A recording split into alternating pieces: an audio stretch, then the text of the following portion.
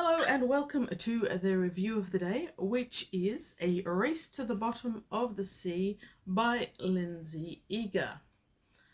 So this is go on. This is a bit of an unusual book. It's a bit of departure for me from the normal books I read. I don't think there's any doubt this is a kid's book. I think the doubt is what age it's for. I obviously got it because of the marine motif, which is very strong, and it sounded light-hearted and nice. It's by an Australian author, and I like reading Australian authors where I can. For a kid's book, it's not tiny. There's a lot of not small about it. And while the pages are not full of tiny writing, it's still a fairly weighty book. Weighing in at 423 pages. See, there's a lot there. To me, it was a fun little book, which I really enjoyed. Okay, let's talk about the cover for a start. Because the cover, let's face it, was part of what hooked me in. You've got all these wonderful images. You've got a pirate ship, and there is indeed a pirate ship. There are squid and sharks. There are indeed sharks.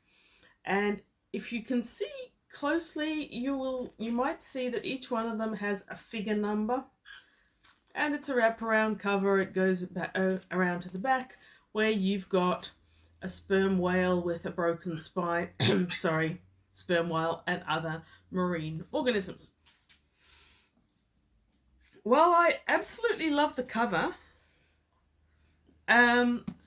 the image confuses me. The jacket illustrations, copyright 2017 by Getty Images.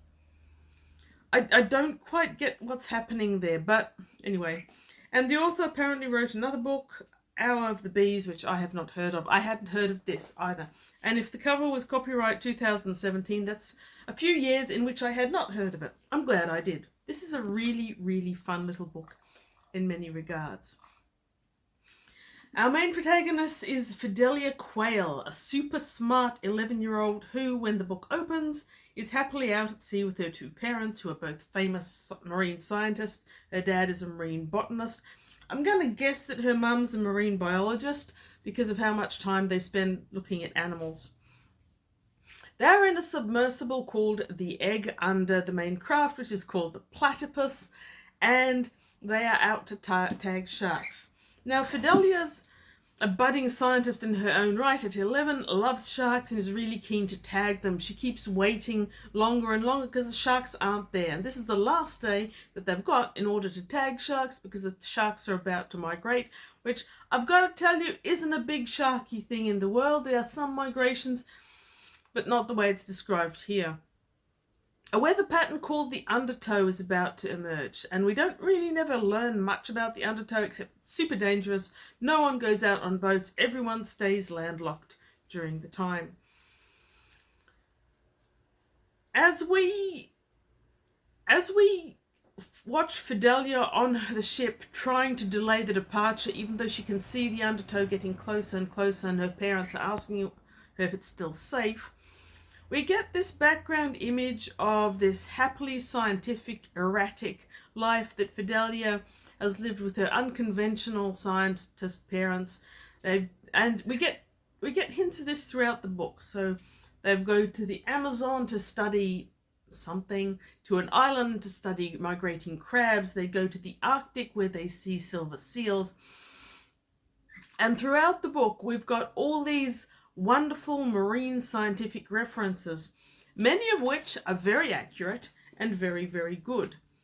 Some of the chapters or sections have got little illustrated images that tell you about something marine. They are allegedly from the Exploring the Underwater Fairyland by Dr. and Dr. Quayle, which is Fidelia's parents. And they not only talk about the marine environment and the things that live in it, they talk about their love and of the beauty of it and how fascinating that world is. A thing that I did in the introduction to my honours thesis, and I'm pretty sure it lost me points, but here it works well. So there's Fidelia. And she's waiting and waiting, and then disaster strikes. The undertow comes along, and her life is exploded when she loses her parents. That's a bit spoilery, but it happens early on, so I don't think it's too bad. Now, next we get pirates. So think Pirates of the Caribbean-ish, with maybe a little bit of the Princess Bride-ish.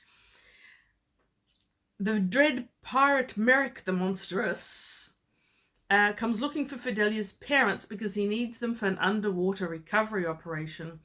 A treasure is there, and indeed a treasure is there, but the treasure isn't what we think it's going to be. And he ends up kidnapping Fidelia, taking her on board, because of her family, Fidelia at 11 is the total genius for making devices. She's the one that made the submersible. She's made a whole heap of underwater things, including gills for breathing underwater. Think the modern rebreather masks, kind of, I guess. And so that's all fun, and it is a very fun little book.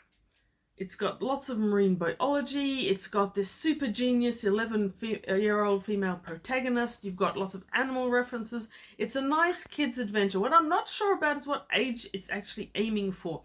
And I mostly managed to avoid this question when I was reading. I try to avoid that question when I'm reading books in general, but sometimes it's really hard to ignore. For example, The House in the Cerulean Sea. I spent almost as much time while I was reading that going, what age group is this aiming for, as I did actually concerned with the plot. Wasn't quite that bad here. Now, Fidelia is 11, so that might be the target age. I would have to suspect it would have to be a young 11 in some ways, which is to say, young adult books is differentiated these days, or so it seems to me, and I read quite a lot of them at one stage. So these days, a young adult book seems to be defined by its romantic, relationship, sex, spicy, whatever. That seems to be what a young adult book is these days, and this one isn't. There is a romance described in it, but it's not Fidelia's romance. She is pre-romance, pre-adolescent, really. I'm not sure how many 11-year-olds are reading that stuff these days. They all seem to be reading YA as I described it. So is Fidelia aiming at a 9 or 10-year-old audience? I hope so. I'm about to send it to a very bright little girl who's just turning 9, and I hope she loves it. I know she loves marine stuff. Okay, so Fidelia is ridiculously able to build any complex mechanism. She's tried to patent a couple, but the patent office wouldn't let her because she was 11 or something. ResearchGate should have employed this girl. She'd have got them down there safe. And back again. Still safe. So this ridiculous skill that she has, and she grew up with a scientist, so she did scientific things. We're told she dissected her first fish, it might have been a guppy, at age 2. In truth, the adventure is a lot of fun, and it could really be enjoyed by anyone who likes ocean stuff, reads with an open mind, and I like a lot of kids' books. I do read quite a few of them, though they're usually older rather than newer ones. The one thing that does make it feel really, really young, to me at least, probably not to everyone, is a specific aspect of the world building. So the author seems determined to keep both the locations and the times generic. It's not exactly a fantasy world, but it sure isn't the real one, and it is kind of fantastical. We've got all these hints of things that are real world, like seals in the Arctic, migrating crabs, tropical islands with breadfruit trees. I feel like maybe, just maybe, Lindsay Eager hasn't spent much time under breadfruit trees. They're not particularly salubrious places in my experience of the tropics. But she seems determined not to describe any location. They sail to the tropics, and she betrays a complete understanding of the fact that tropical water isn't always warm. But then the island that they come from, what is it called? Aberley Bay or something, is non-tropical, and yet it's got these other things. It's like this world can't decide what time zone it's in. It can't decide what Mediterranean, tropic, Arctic zone it's in for a lot of the time. And it hints at things that are real world, like an empire, without describing them enough so that you can actually pinpoint which one. And a lot of these things feel really childish. For example, when Fidelia's parents die, she hears that everything in the house that she shared with them now belongs to the university because it was funding their research. It's like, the legal part of my brain was going, what? You mean the kids' clothes are owned by the university? Her books? What about her mum's jewellery? Is that owned by the university because they've been funding their research? I don't know. It just didn't make any sense. And it didn't have to in terms of the plot. But my brain went there and it couldn't stop. Where are we? Who are we? We have pirates with loads of gold and jewels, an ocean with an undertow during which no one can sail except the pirates or anyone else who really has to for the story's purposes. We have an empire with the Queen's own navy, which does feel very Pirates of the Caribbean, including the silver scratchy braid, except that we're told that their jackets are blue, not red. It's as if the author has intentionally designed everything to be familiar without being accurate to anything in the real world. It's certainly not a navy that this world has ever seen. There's a country called Mulvania, which doesn't exist, although there is a parody travelogue by that name, which I suppose is where Mulvania came from. Arbely Bay, that's where Fidelia and her parents live. The climactic thing there really bothered me. You've got poplars and canals and tropics, and they all kind of mash together, and people seem to get from one to the other without the sort of experiences that you'd expect getting from an island. If this Arbely Bay is meant to be one of the islands in the north of the United Kingdom, and I kept trying to fix these things in my head, and I couldn't stop doing it. Some children won't mind. The world is still so much of a mystery to them, then this is just a mysterious aspect of it. Other children that I've known have got minds like steel traps, and this will bother the hell out of them, like it bothered the hell out of me. Okay, poplars and canals and tropics all mashed together. The primary industry and occupation of this entire world seems to be cocoa beans. Ships travel to get cocoa beans. The shipping route is full of ships that are transporting cocoa beans. The Queen's own navy is protecting cocoa bean ships, though the bad guy is a member of the navy and he's also extorting them for protection money. The pirates victimize the cocoa ships. And how does that work? No, I won't even.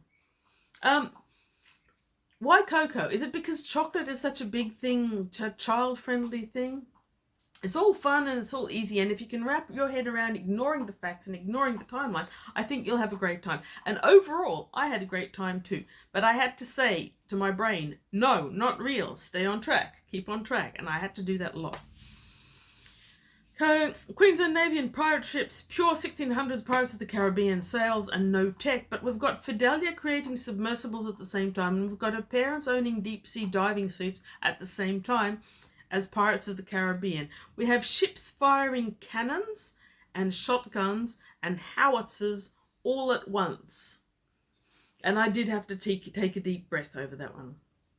The money, again, is generic. You've got blue notes and you've got green notes, and that's about it. And the cocoa bean chocolatey candy thing is carried on by the ultimate sweet shop, which is called Bon Bon Voyage, and which is on the Arbely Bay Island where Fidelia lives. But the pirates can't find any food to take with them when they kidnap Fidelia, so all they've got is this huge sack of sweets, and they have to eat sweets for the rest of the time. And that's kind of funny and fun. And a lot of it is funny and fun, but it's not sugar-coated, though the linings of their stomachs are by the end of it. You've got real tragedy, you've got lost love, you've got death of parents in the beginning, and you've got the death of someone that Fidelia has come to care about later on, one of the pirates. You've got bad stuff happening. And you've got a real sense of impending doom and consequence to this book, which I think makes it quite a mature book for a 9 to 10-year-old as well. So yes, Race to the Bottom of the Sea by Lindsay Eager. I do recommend, if it's as not heard of in other parts of the world as it is apparently in the country that published it, maybe someone out there who knows bright children of the age of pre-adolescence who don't like spicy romantasy and do like science and marine biology, this could be an excellent book for them. Adventurous, pirates, marine biology. This would have been my dream book when I was a kid, and I hope it finds many kids that love it today. Thank you for watching this very atypical review. Next, I'm going to be progressing on to Ringworld by Larry Niven. This is going to be a buddy read with Ira over at SF Words of Wonder, and I think that's going to be a very exciting review. It'll be the first time I've actually buddy read with someone on YouTube, so I'm really looking forward to you. If you've made it this far, thank you for watching, and have a great Christmas, because it's coming up. It's coming soon. And read good books.